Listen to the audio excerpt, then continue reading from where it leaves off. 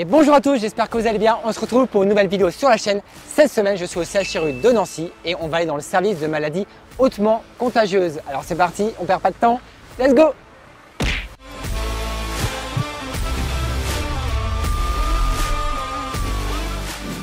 Voilà, donc on se retrouve devant le service de maladies hautement contagieuses. Je suis avec le docteur François Goranger. Bonjour. Je vais t'essayer de présenter. Donc oui, je suis infectiologue au CHU de Nancy depuis maintenant une dizaine d'années et je suis référent dans le service pour ce qui est des pathologies hautement contagieuses, sachant que le CHU de Nancy est l'un des rares hôpitaux qui est habilité à prendre en charge des patients atteints des maladies les plus dangereuses sur le plan de la contagiosité. Et donc on a un service dédié qu'on va vous présenter. Et donc tu me dis que vous êtes référents nationaux, c'est ça? Ouais, on est référents nationaux. On est 6 hôpitaux en France habilités pour cela, répartis sur la France de manière cohérente. Paris, Lyon, Marseille, Bordeaux, Rennes et nous. Donc, une couverture nationale pour pouvoir être opérationnel H24 et 7 jours sur 7 cas d'alerte. Ok, donc tu es en train de me dire que s'il y a un patient qui arrive avec une maladie hautement contagieuse, qui viennent de toute la région, là, il va arriver ici en ambulance. Il va arriver ici, ouais. Il va arriver ici, transporté par le SAMU 54 dans des conditions très précises et il va nous être amené ici.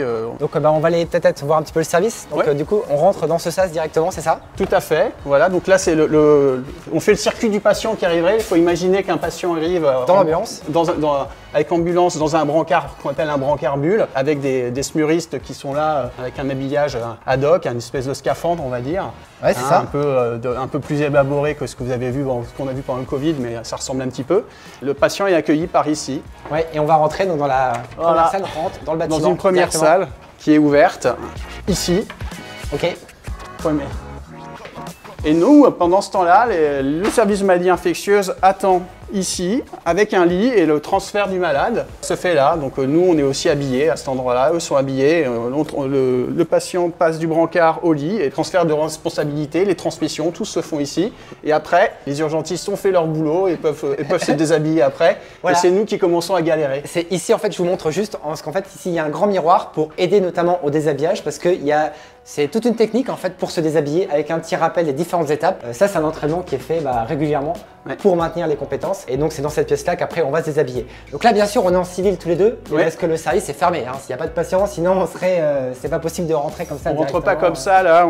Ici, on est au minimum en pyjama à usage unique. Et quand un patient est là, on est habillé avec ce qu'on appelle un EPI, équipement de protection individuelle de classe Ebola. On va vous montrer la suite. Ouais.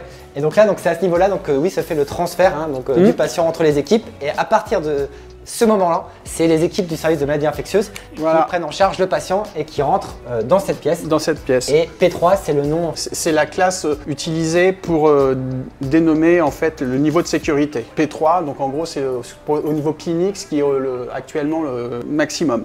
Pour ce qui est des laboratoires, on va jusqu'à 4. Il y a un laboratoire L4 en France, il est à Lyon, qui est le seul qui est habilité à manipuler les agents les plus dangereux, sur le plan du laboratoire. Donc il y a encore un niveau de plus de upgradé pour la recherche et pour les laboratoires. Mais par contre, pour ce qui est des patients, c'est ce qu'on est en sécurité, on va dire maximum.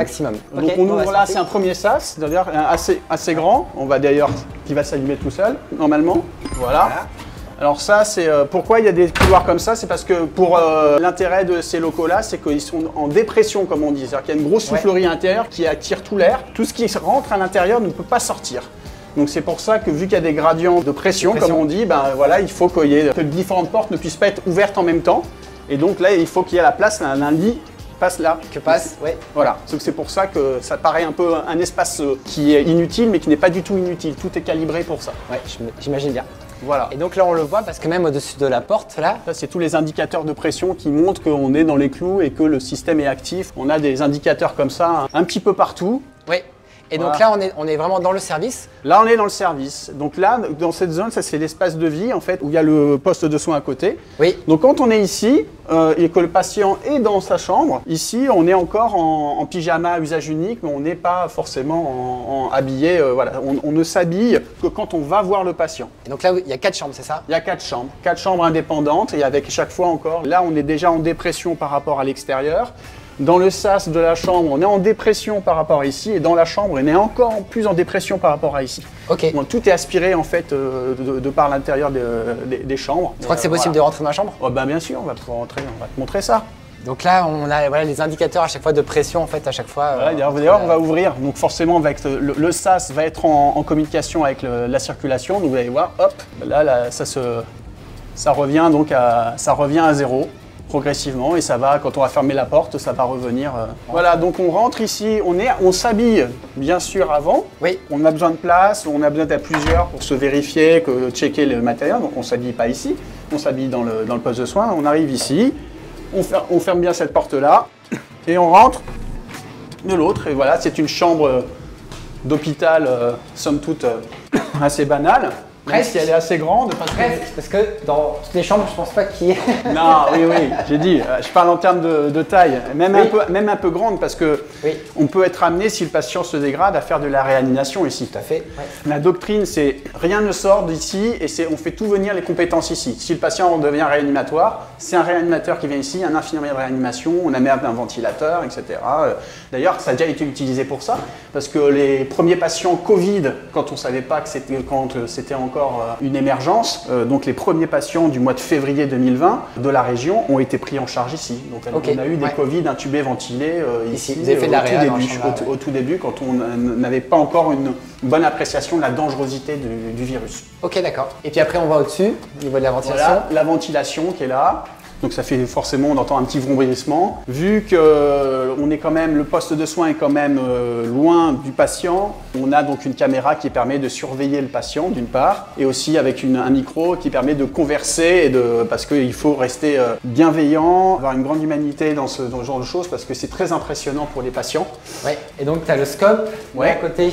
On a un scope ici, ça c'est une petite tente sur laquelle on met un appareil de biologie délocalisé, hein, vous connaissez MOQ et compagnie. Nous, ce qu'on a, c'est un iStat qui nous permet de faire des gaz du sang et des kaliémies, des choses comme ça, en délocalisé. Ça permet de faire une prise de sang assez rapide au lit du patient pour avoir quelques petites informations comme le taux d'hémoglobine ou le taux d'oxygène par exemple, assez rapidement en fait. Très rapidement, on peut faire un petit peu de biologie ici et puis après, toutes les commodités sanitaires pour le patient, la douche. Voilà. Les commodités sanitaires, mais du coup l'eau qui est contaminée. Ah oui, c'est une bonne question. Qu'est-ce qu'on fait de cette eau contaminée? Comme j'ai dit, rien ne sort ici. Au niveau de l'air, tout l'air qui est aspiré dans les chambres est filtré à un micron et donc il n'y a rien qui sort. Et pour ce qui est donc des liquides, ce qu'on appelle les effluents, ça ne va bien sûr pas directement dans les égouts de l'hôpital et dans les égouts de Nancy ni dans la Meurthe, je vous rassure. Hein, c'est traité directement en dessous sous nos pieds par des grosses cuves de l'acide chlorhydrique très concentré. Avec de l'acide? Voilà, c'est de l'acide, ouais. On fait fondre les excréments avec de l'acide. Okay. Radical, voilà. Radical, voilà. Et puis après, c'est tamponné à la soude pendant 4 heures avant d'être mis dans la circulation. Donc tout est inactivé. C'est vrai que rien ne sort ici parce qu'on a eu le Covid. Maintenant, c'est quelque chose qui est assez, j'allais dire banal, mais qui est rentré un petit peu dans les mœurs.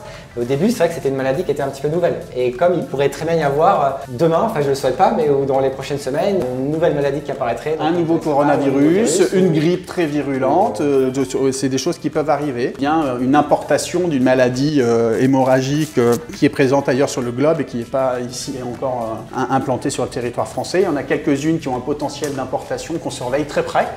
Voilà. Et c'est vrai que si par exemple, ça devait nous arriver sur Épinal par exemple, qui est à quelques kilomètres quand même de Nancy, nous en fait on aurait comme consigne d'isoler le patient assez rapidement. C'est les équipes de Nancy qui viendraient équiper, récupérer le patient, le ramener jusqu'au SAS, vous avez vu, jusqu'après terminer dans cette chambre. Voilà, ici. Et puis après on confirme le diagnostic en faisant une prise de sang qu'on envoie au laboratoire, chez nous qui est aussi habilité. Et pour tout ce qui est radio-scanner, on discute vraiment au cas par cas de ce qui est vraiment utile pour le patient. De l'intérêt? De l'intérêt. Des procédures scanner dans Brancarbule, on sait le faire.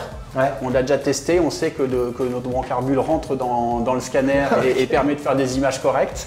Ça, on l'a déjà fait. Radio, c'est un appareil de radio portatif qui arrive là et puis les manipulateurs radio sont formés à l'habillage, déshabillage et à faire des radios ici. Oui, c'est ça. L'idéal, c'est plutôt d'amener un petit appareil d'échographie portatif et de faire ce, voilà. Ouais. Et est-ce qu'on peut voir du coup le reste du service un petit peu? Bien sûr, bien sûr. Donc là, voilà, on repasse de l'autre côté par le SAS. Voilà. Et donc là, une fois qu'on a fait donc, les soins aux patients, c'est pour le coup ici qu'on se déshabille avec la tenue qui est potentiellement contaminée selon une procédure qui est très précise et toujours sous supervision. On a un superviseur qui est toujours là pour quelqu'un qui est en face, d'où les vitres en fait. Voilà, qui est toujours là pour superviser ce qu'on fait. Et puis après, on met tout ça dans dans les Dans les bacs, qui sont des bacs particuliers qu'on peut mettre dans des autoclaves pour inactiver complètement.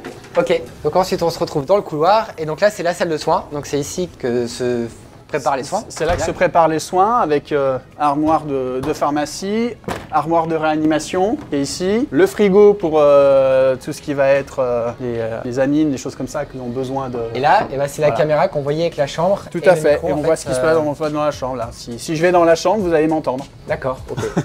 Et puis rappel de scope, et puis là, si le le patient, rappel, pour pouvoir surveiller le patient, donc on a ce qu'il faut ici. Ok, donc là tout est inactif mais prêt à être opérationnel dans 1 heure si besoin. 4 heures.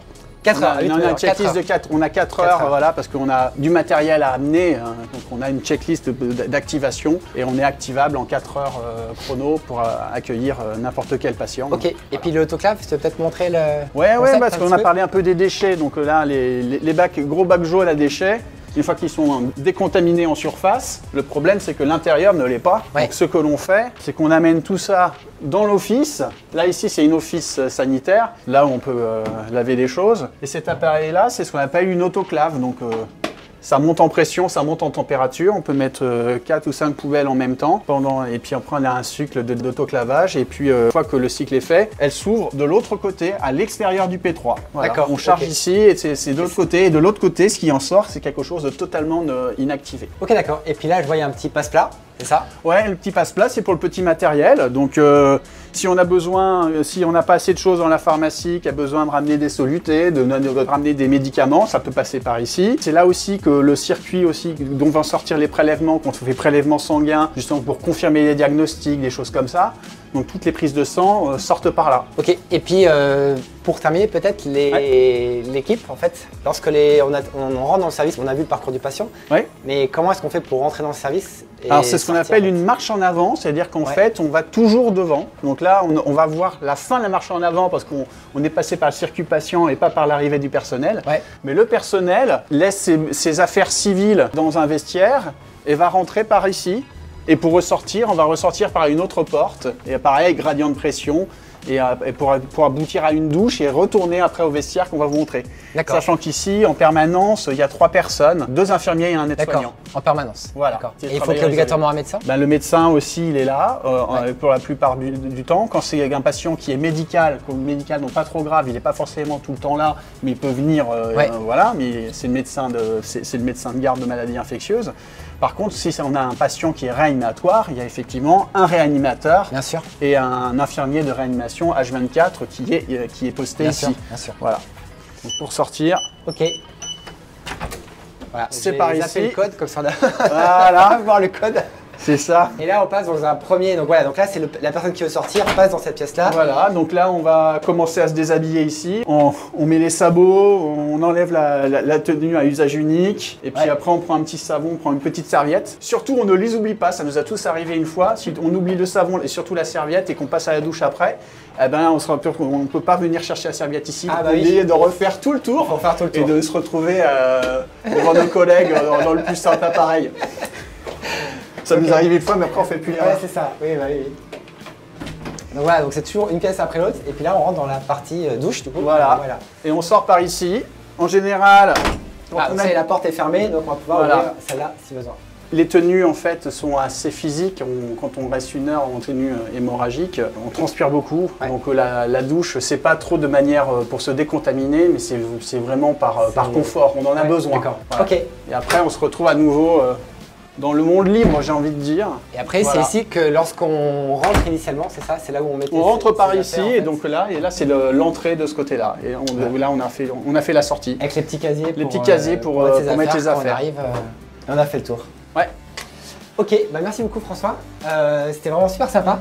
N'hésitez pas si vous avez des questions en commentaire à les poser, on y répondra avec grand plaisir. Comme d'habitude, pensez à mettre un petit like sous la vidéo pour me soutenir. Et moi je vous dis à la prochaine. Et encore merci. À plus. Allez, merci. Au revoir.